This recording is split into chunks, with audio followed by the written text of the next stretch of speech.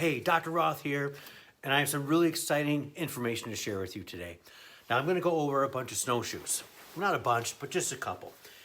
And I wanna start by just saying the ins and outs about a snowshoe. First thing to look at is the binding and how it's going to keep your boot secure in the binding and how easy it is to get it in and out. And that's one of the keys, because if it's a pain in the rear, snowshoeing is gonna be a pain in the rear. The other thing is on the back side, there's basically claws that are very sharp that dig into the ice. Now this particular snowshoe has a couple of bindings here with some plastic snaps, and it's not my favorite. But I'm going to show you a couple of things that make other snowshoes different. Now this one here is smaller snowshoe. This is designed for a smaller person who's going to be in light snow, trail snow, we call it backcountry. But on the back, there's the claws, and here's some claws in the back as well.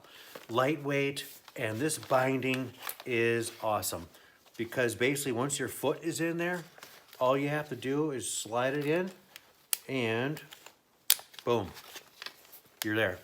And yes, you can adjust this one, and you can tighten here. And even better is when you're done, all you have to do is go, boop, done. So this is on my favorite list. It's a Tubbs.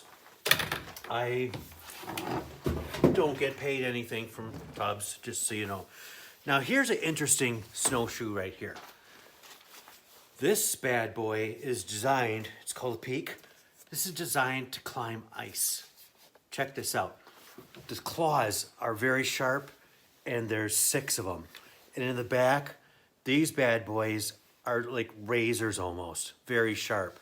So if you're in a situation where you want a snowshoe and you're climbing, perfect. If it's just simply icy conditions, kind of like we had earlier this winter, where there was no powder, but we had a lot of heavy wet snow, and then it rained and then froze, great snowshoe.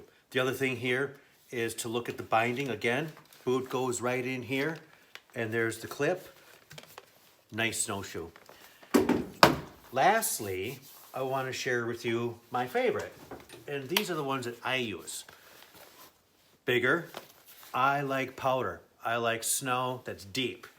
And so the claws in the back are there, perfect, but they're not really big because I'm not in icing conditions.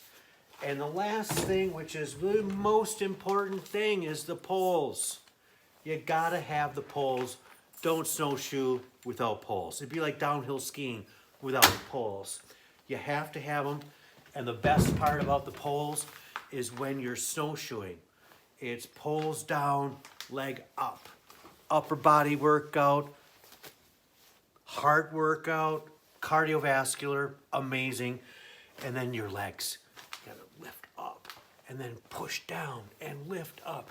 And snowshoeing is such an amazing level to get your fitness going on, especially in the winter. So I've said this for a zillion times, but instead of upping your cable package, up your fitness level in the winter time. It's an amazing thing. And I've had people say, well, it's cold, or I'm uncomfortable, or whatever. Well, I tell you what, if you're out there in the woods right now, the only thing that's a problem is the mosquitoes. Just kidding. It's beautiful. It's beautiful. So with that being said, take this information, consider getting some snowshoes. If you have snowshoes, get out there. It's awesome, and it's beautiful. So take this information, increase your fitness. Love you guys.